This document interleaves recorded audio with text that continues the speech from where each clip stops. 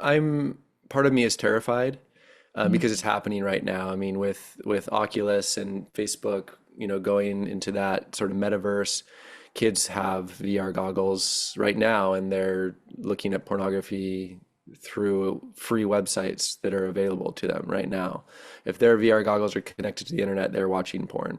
And the problem with VR especially is that it's point of view porn. So when you look down, you're looking down at some other guy's body. So if you're a little boy and you're 12 and you look down and all of a sudden there's a huge porn star's cock, I mean, you're getting penile dysmorphia immediately because you think your penis is smaller than somebody else's. And so a lot of the men that I coach and work with, that's where they're stuck. They literally think that their penis is smaller than what it is.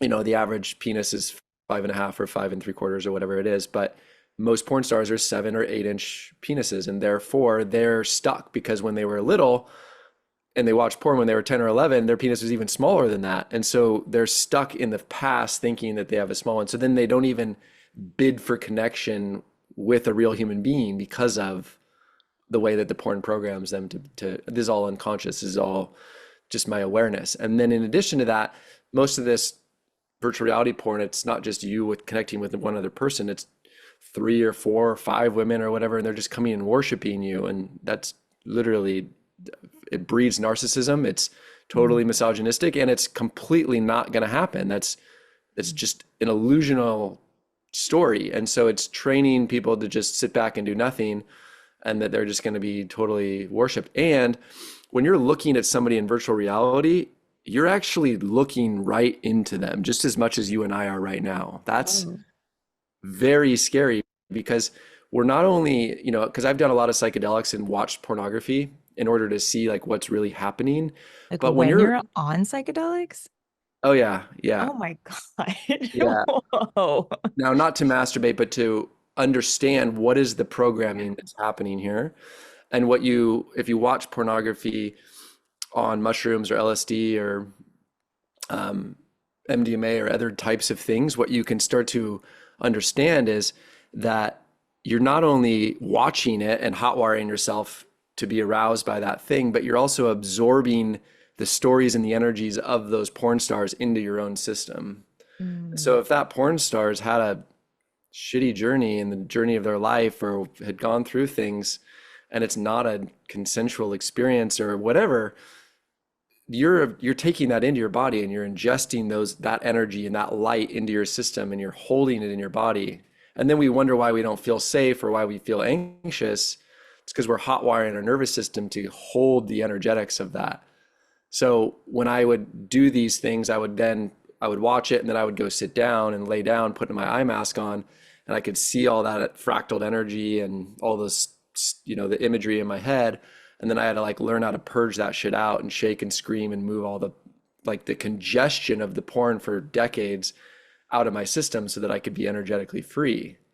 Right. So that's the importance of understanding what's happening behind the scenes of what you perceive is, and this also is social media. I mean, it's everything that we consume. It's not just the porn, but these are this is like a level of consciousness that most people are not tracking as they are consuming and bringing shit into their systems. And then the piece about AI is scary because now they have AI bots and things where they pretend to be a real human being. So not only do they create models that are AI, there's like not even a real person. So you're connecting to this a fake person, but then they also have chat where you can literally chat with an AI person. And in that chat, they're it's basically feeding back like seducing you. So you're submitting to be a conduit through which that technology is Mm. seducing you into commercializing your orgasm. Because what does porn do? Porn is a business. They're commercializing our life force. What do I mean by that? That means that they're feeding us ads and they're feeding us subscriptions. And only like 10% of people pay for porn, so they don't give a shit. So they don't care how old you are or what your level of development is or what you need to do today or what your goals and dreams are. All they care about is commercializing your life force, because if you're there on the site, then they can feed you an ad and then they're taking from you. Yeah. So AI, VR, these big huge porn companies, they just see you as a means to an end. And so part of the journey as a man or a woman, if you're out there and you're watching porn, is to be like, fuck you, to throw your fingers up and to be like, what the hell, and I say that because to take back our own agency, we have to be a bit angry about that. Like they don't see us at a soul level, and therefore they're training us to not see ourselves. And we need to be upset about that. Now, am I anti-porn? No. I mean, is there certain porn out there that is helpful for people? Yeah. I mean, let's say a woman who maybe has body image issues, and all of a sudden she watches porn and she sees somebody who looks like her, and that person is the center of desire, right? She's feeling desired, and then they think, oh wow, I could be desired. Imagine that, right? So there are aspects of pornography that can be helpful and educational and purposeful, but for the most part, the majority of it, it's just garbage. It's just dog shit. So it's just yuck.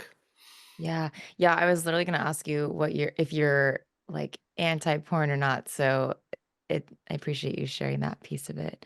Um, Yeah. I'll yeah. say one thing to that.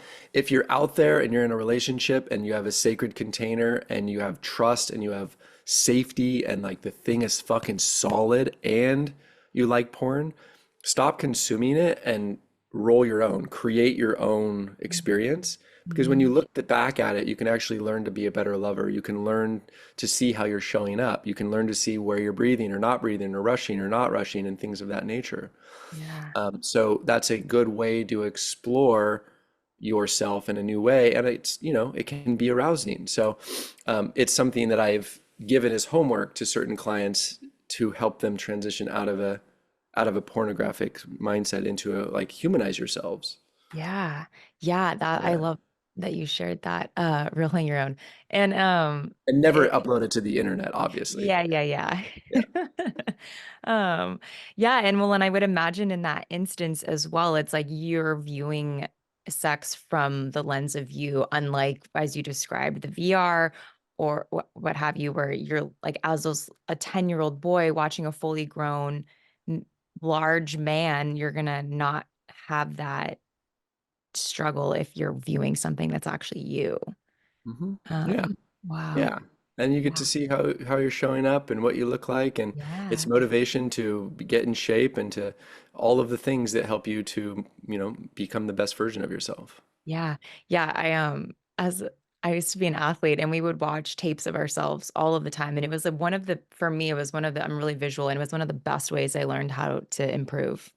Hmm. Um, Hmm. so I feel like we can apply the basic principles of all of life to sex, and for some reason we societally do not do that. So Hmm. it's Yeah. another interesting example of that. Thank you so much for tuning in to this episode of The Naked Connection. Be sure to subscribe so you don't miss another episode. Trust me on this, your sex life and that special someone in your life will thank you for it. And if you really love the show, please take a moment and leave a 5-star review or a written review and let me know what you think. It would mean so much to me and this show. Until next time, happy connecting.